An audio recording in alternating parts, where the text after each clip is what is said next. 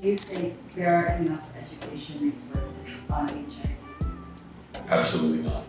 I'd say we've come a long way from before. So, dati wala talagang resources available na kaya din lumaki yung stigma and discrimination against PLHIVs. But now, the advocates are gearing towards awareness campaigns. So, mas marami ng resources, mas marami ng options to protect yourself against HIV. So, I would say na there's really not an excuse anymore.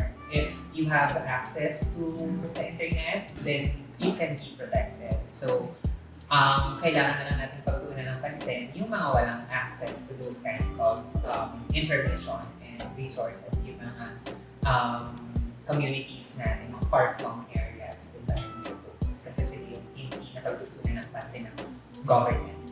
Meron tayong polisiya, meron tayong plano, but hindi siya na-implement ng maayos. Yun yung pinaka-nakakalungkot na part.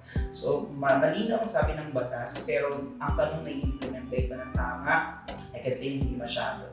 Pwede, yeah, pero I can say na hindi siya ganun ka-intense yung pagbibigay. Kaya ang sabi ko, parang sinasabi namin, I will agree with Zoe kanina na marami lang naman talagang nagawa. So, kumbaga, malayo na, pero malayo pa. Kasi may mga tao pa, they were hesitant na pag-usapan at ilagay siya sa isang avenue na pwede siya pag-usapan formally.